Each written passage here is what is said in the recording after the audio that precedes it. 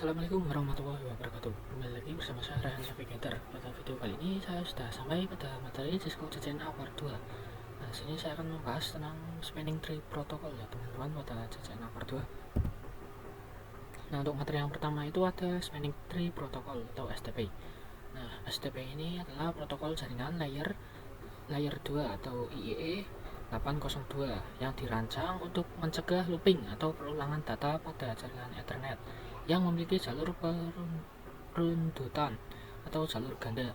Nah, STP secara otomatis menonaktifkan jalur cadangan dan hanya mengaktifkan satu jalur utama untuk memastikan jaringan tetap stabil dan bebas dari broadcast ROM dan menyediakan jalur cadangan jika jalur utama gagal.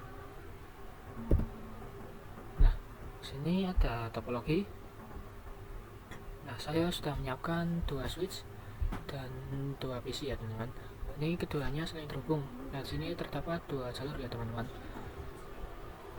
Nah, jalurnya itu FA01 dan FA02. Nah, jika keduanya itu saling terhubung, maka pengiriman data itu mesti akan runtutan atau looping ya teman-teman. Nah, jadi yang seharusnya itu untuk jalur cadangan atau jalur FA02 ini kita dari switch itu menonaktifkan otomatis karena kita telah mengkonfigurasikan STP ya teman-teman. Oke, mungkin itu saja untuk materi pertama ya teman-teman. Kita akan lanjut ke konfigurasinya. Oke, di sini saya sudah menyiapkan 3 buah switch dan sudah saya hidden untuk lampunya. Nah, sini kita akan belajar cara mengatasi looping ya teman-teman. Nah, sini pada topologi sepertinya sudah diajarkan, sudah dipastikan akan terjadi looping karena ini rutenya berputar ya teman-teman. Nah, sini kita nantinya kita akan menentukan salah satu port yang akan kita blokir ya teman-teman. Jadi itu namanya blocking port. Nah, oke, sebelum kita melakukan blocking port, kita harus menentukan yang namanya blacklistnya dulu ya teman-teman, atau peran utama ya teman-teman. Ini ketuanya. Nah, jadi di sini misal saja sini switch 1 ya teman-teman, dan sini switch 2, dan sini switch 3 ya teman-teman. Nah, sini ini merupakan bilangan hexadesimal ya teman-teman. Nah, untuk hexadesimal itu 1 sampai F, dan untuk desimal itu 1 sampai 15.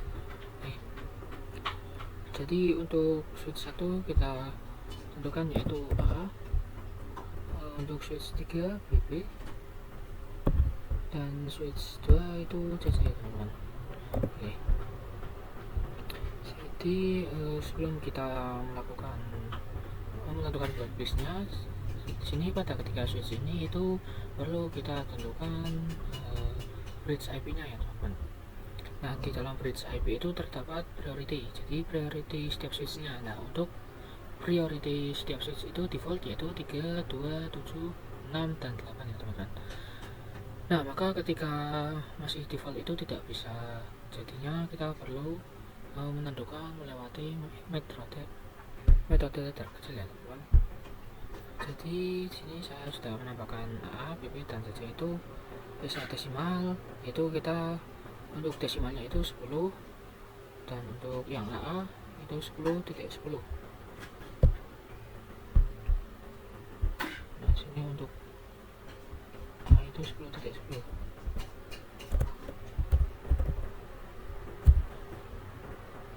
Nah, untuk BB itu kita pakai 11.11.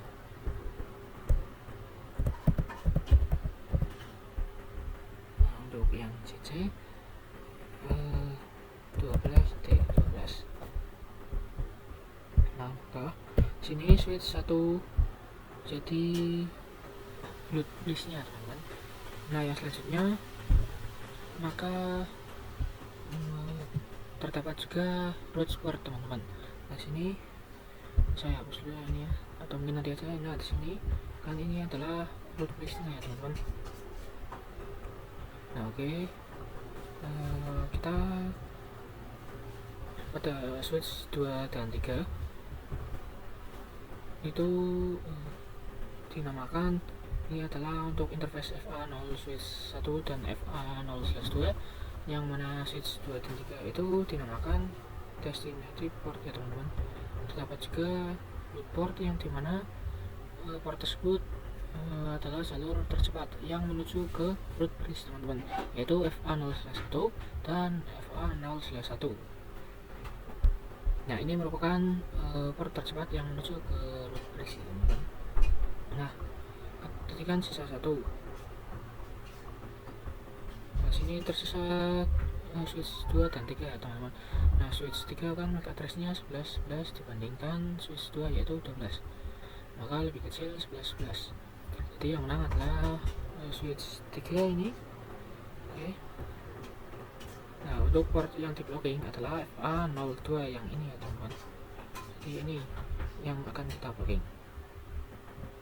Nah, maka ini adalah destination port dan yang ini adalah alternatif port atau jalur setengah. Nah, oke, di sini saya akan coba untuk mempraktekkan bagaimana cara untuk logging port pada Cisco ya teman-teman. Nah, sini saya sudah menyiapkan 3 buah switch. Sebelumnya saya sudah membahas teori tentang bagaimana cara menghubungkan port yang akan kita pakai teman-teman. Bentar, saya hapus dulu ya ini. Ini untuk switch 1 saya akan coba untuk masuk ke dalam jala Ethernet dulu. Nah, sini saya tentukan root bridge nya ya teman-teman. Oke.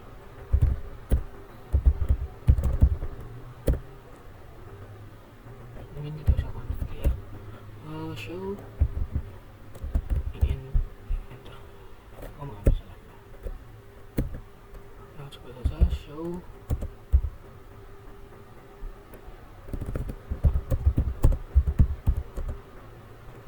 interface VLAN 1.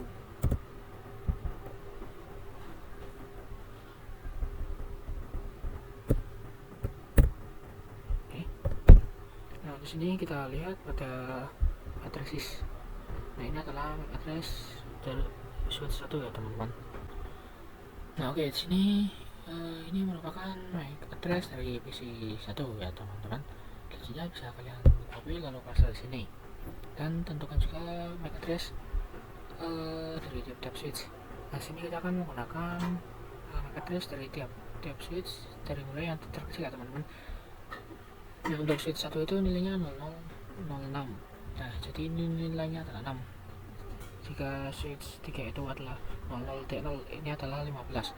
Karena pada bilangan heksagonal itu nomor 14 ya teman-teman.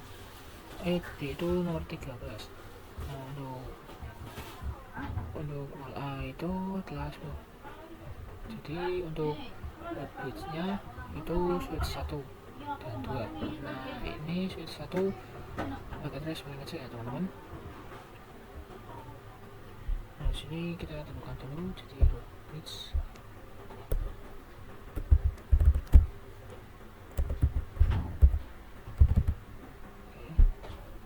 Oke. Nah, jika kita sudah menemukan root bridge nya, kita pada jalur ini kita namakan signet port.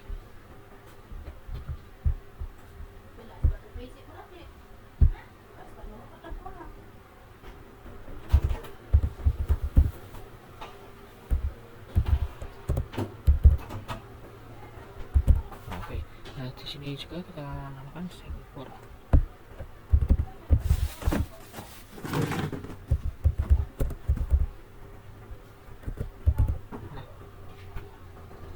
Jika sudah, kita tinggal menemukan root portnya pada switch.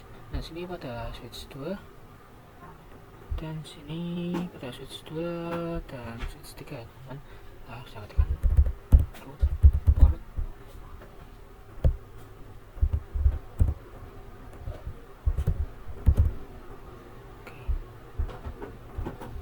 Oke.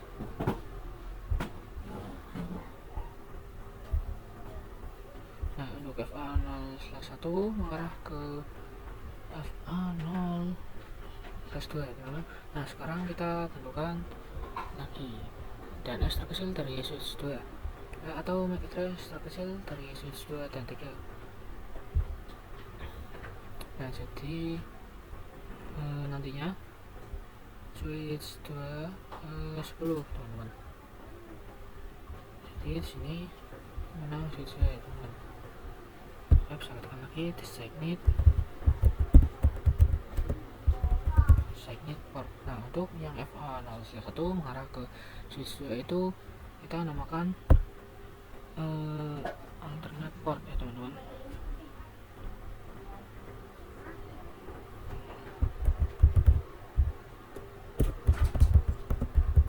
Oke. Nah, sini kita tinggal menentukan rute mana yang akan kita blocking. Nah, untuk switch 2 dan switch 3 kita beri keterangan no route bridge.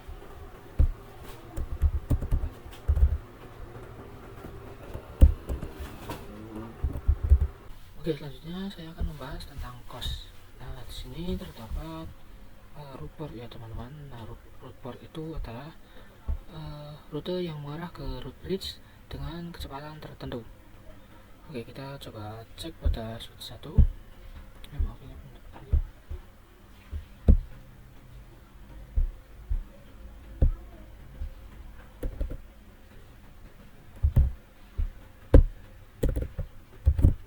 Nah, sini kita coba ketikkan show planning 3. Oke. Nah, sini adalah costnya 19. Nah, 19 itu merupakan 100 MB ya teman-teman. Nah, oke, kita catat terlebih dahulu di sini ya, 100 MB.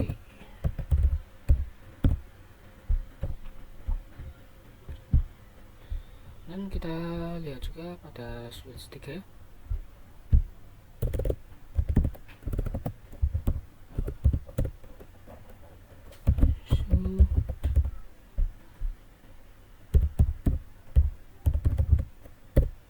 Nah, sini juga 19 ya. Kita catat lagi.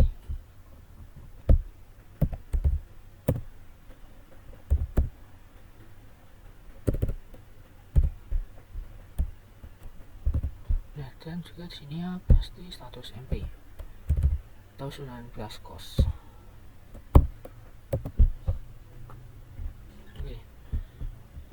Nah, jadi di sini sudah kita hubungkan, sudah kita tentukan kecepatan route port yang menuju ke route bridge ya teman-teman.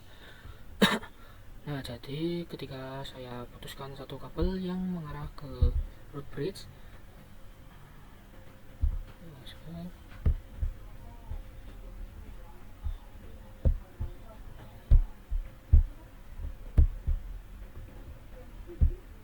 nah nantinya si alternate port ini akan mengalami berubah menjadi jalur utama karena jalur port ini telah terputus atau bermasalah.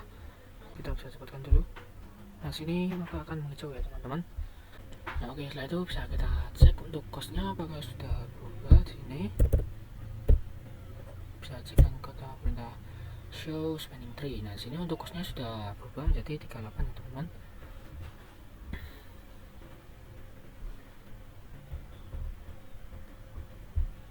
Nah, kenapa bisa berubah jadi 38?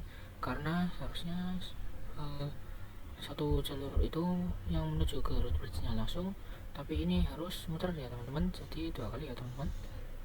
Pada jalur ini terdapat 19 dan di sini juga terdapat 19 lagi teman-teman. Nah, sini untuk 19 tambah 19 jadinya 38. Nah, jadinya cost yang dihasilkan dari switch 1 yang menuju ke route bridge itu menjadi 38. Jadi totalnya sini ada 200 sampai teman-teman, harus muter. Oke, bisa kita hubungkan kembali.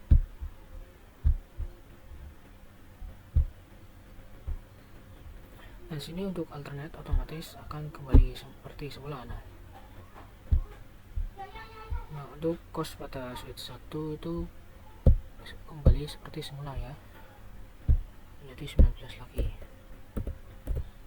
Nah, kan oke. Selanjutnya saya akan menentukan atau saya akan memanipulasi bridge ya teman-teman yang diperoleh port. Sini saya menggunakan switch 1 yang mengarah ke root bridge dari switch 2 pada interface FA0/1. Kita bisa pergi ke conft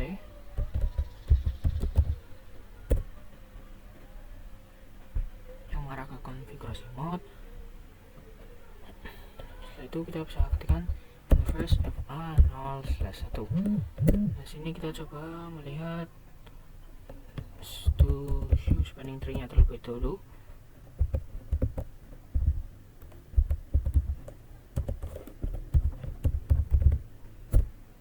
Oke, pada site-nya Fedford itu costnya itu 19 atau masih 100 MB, dan pada root port yang mengarah ke root bridge itu 19.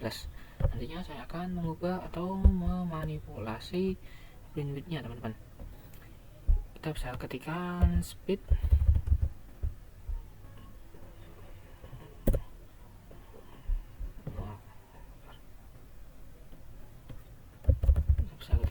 lalu tanda tanya ya teman-teman. Nah, sini untuk first-nya itu 100 Mbps. Oke, sini saya akan memasukkan speed yaitu 10 teman-teman. Nah, maka root port akan berubah menjadi alternate port karena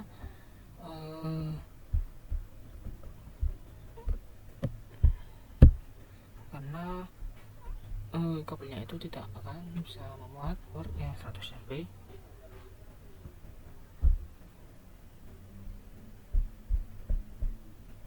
Maka digantikan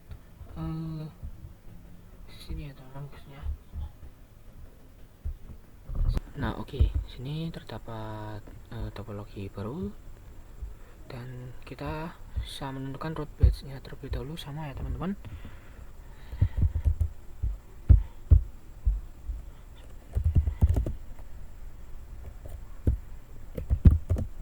Kita bisa menentukan untuk MAC address-nya terlebih dahulu ya.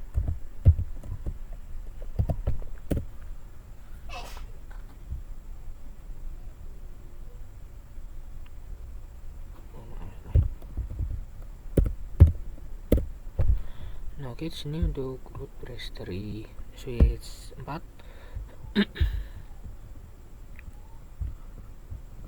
kita bisa copy dulu.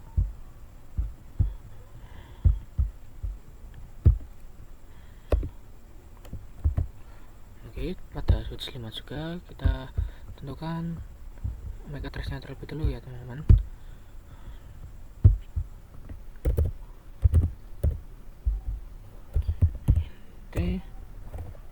Salah.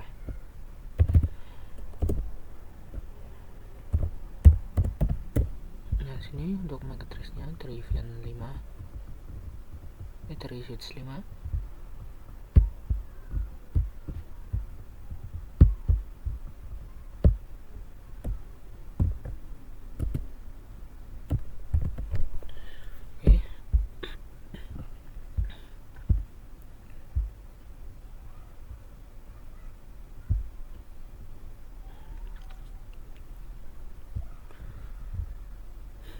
Oke, selanjutnya sini kita akan coba. Nah, jadi di sini untuk root bridge kita tentukan dari yang terkecil ya teman-teman. Nah, sini sebenarnya 0090 dan sini adalah 0010. Ini merupakan root. Jadi untuk root bridge itu kita ambil pada switch 4.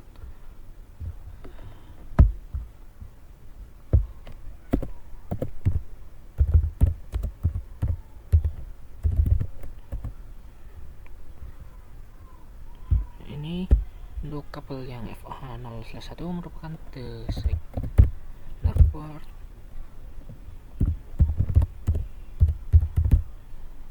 Untuk jalur kabel FA01 dan FA02.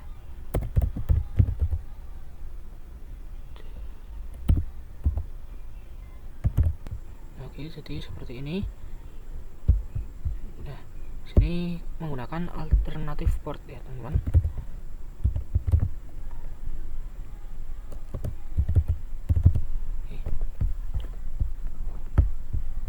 Oke, mungkin cukup sekian video yang dapat saya buat. Kurang lebihnya mohon maaf apabila ada kesalahan dalam praktek. Saya akhiri. Wassalamualaikum warahmatullahi wabarakatuh.